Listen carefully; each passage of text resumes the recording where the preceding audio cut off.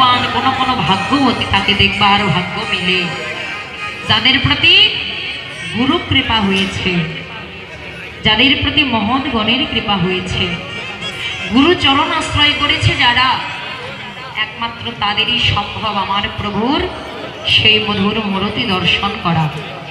গুরুচরণ না আশ্রয় করা পর্যন্ত কখনো গোবিন্দকে পাওয়া যায় না। শাস্ত্রে বলছেন, আশ্রয় করিয়া ভজে তারে কৃষ্ণ নাহি ত্যাজে, আর জীব মরে অকারণ। যারা প্রভুকে আশ্রয় করে বুঝতে পারবে এই জগতে, তাদের হবে কৃষ্ণ সঙ্গ, ভগবানের চরণ পাওয়া।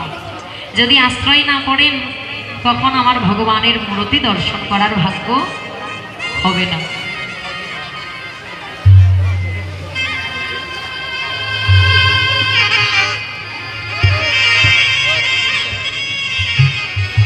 জয়নিতাই গৌর হরি বল।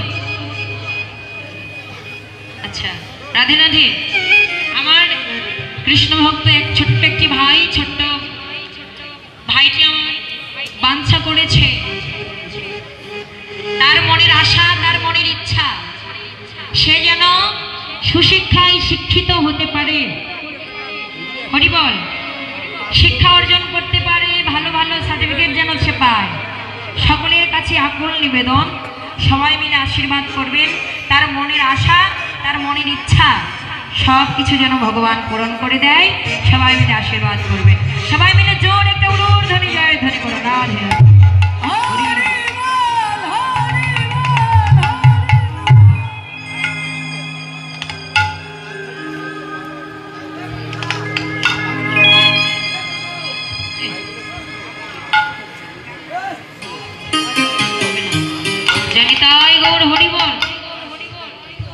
আজকে সেই গৌর সুন্দর খেলা খেলছেন, সকল ভক্তগণকে সঙ্গে করে হরি নামের খেলা, কৃষ্ণ নামের খেলা খেলিতে খেলিতে গগনে পারে তাকে দেখলো, আর বেলা নয়।